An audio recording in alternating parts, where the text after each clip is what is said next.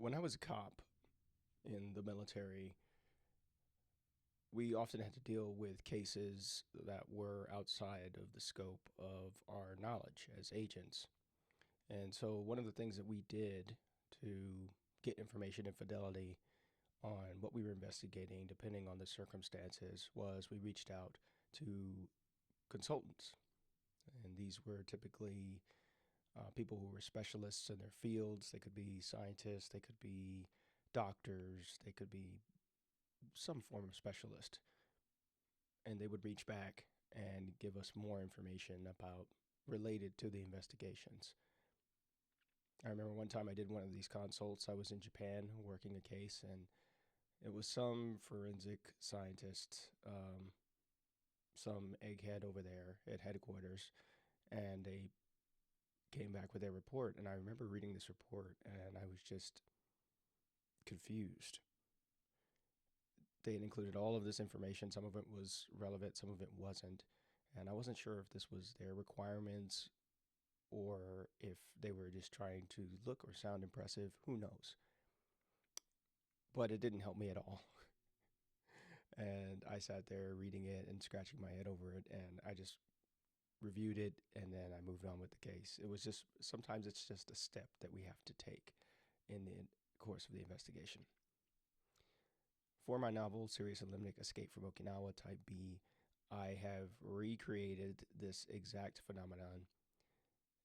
This is an epistolary novel. It's a military sci-fi horror novel that's about three brothers on Okinawa that are trying to escape. That's what it's called, Escape from Okinawa. But in the course of the investigation, things get covered up, things get murky, and that's where this report comes in. So if you're new here, hello, my name is Keith Hayden. I'm a novelist, and I'm working on my fourth novel, and this is my update for, hopefully it shouldn't be a monthly update. It's supposed to be weekly. But here I am 3 weeks after the last update, and it's just, there's been a lot going on, y'all. So at this rate, I'm not going to finish by the end of the year. If you go on my website, it's a website, keithhayden.net, you can see that I'm about 15% done with the edit, which is not very far at all. 33,000 words in to a 219,000 word manuscript, and it's a slog. It's slow going, but I'm really happy with this part of the novel because it's a very lengthy part. And I think I did better than last month working on the novel because this update isn't long in coming because I wasn't working on it. It's because this part is long. I really wanted you as the reader to get that feeling that you are the investigator and you're getting this report from an expert based on the circumstances of the case. And if the circumstances of the case weren't weird enough, then this scientist's story within the structure of the report is even stranger. And so for the first time, I've done something that I've never done before in the course of writing this novel, which is provide you with a preview of the novel that you can read on my website. My plan going forward is to do this for every part that I finish. So you're going to have a chance to read the current section that is up, but when I finish the next session, I'll remove the previous section that was up there. So it's 10,000 words. It's pretty long, but if you're interested in reading some pretty twisted sci-fi horror that's very much grounded in reality, then you're going to want to check this out. Also, if you're a math and science fan, which I know I've lost half of you with that, that tends to happen.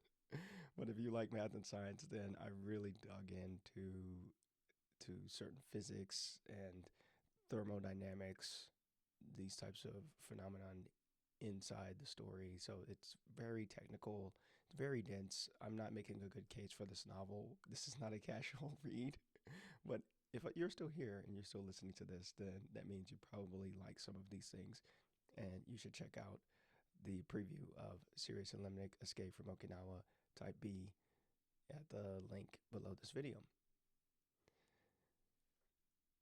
I'm trying to think what else.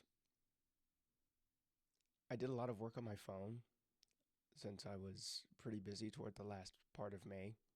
So that also slowed me down, and I've started a coding boot camp, an official coding boot camp, my first one ever, and I've been doing that since the beginning of June. So obviously it's a full-time commitment, and I've been giving my all into that, and it's been amazing because I finally get to learn code in the context of a classroom and get to learn how to work with other budding engineers and professionals who know what they're doing. Not just tinkering around with AI projects or in Free Code Camp or the Odin Project, but actually building legitimate things. So that's been fun. But I've been taking time out. As I'm recording this, it's about 5:30 in the morning. So the mornings I use for writing and pushing the novel forward. The next sections are pretty much already done. I just have to get the formatting. The formatting is very slow for this novel because of the nature of the container of the novel. It's really a a novel within it's presented as a report. So this is very much inspired by House of Leaves, Mark Danielewski's famous mind-bending novel, which if you haven't read it, then you should look it up and check it out. It's a pretty fascinating novel. And I took a lot of inspiration from that, plus my time in living in Okinawa and, of course, my time in the military. And this is my second horror novel, so my wife accused the last horror novel of not being that scary. I don't know how scary this is. I don't do like the typical Stephen King thing, but I have my own kind of dread that I introduce into there that comes in a more layered and that bureaucratic dread that you probably know so well. If you've ever worked in any hierarchical job, then you'll know the type of dread that I'm trying to go for, especially if you've been government or military, then you'll know it well. I think that's all I have to say for this update. If you want to reach out to me, I finally did get my email working. You can send me an email at keith@hackstudios, HACstudios.org, and hit me up and questions, whatever. You can send me an email and I'll get back to you. Thanks for watching this update, and hopefully it's not another month before I see you in the next one.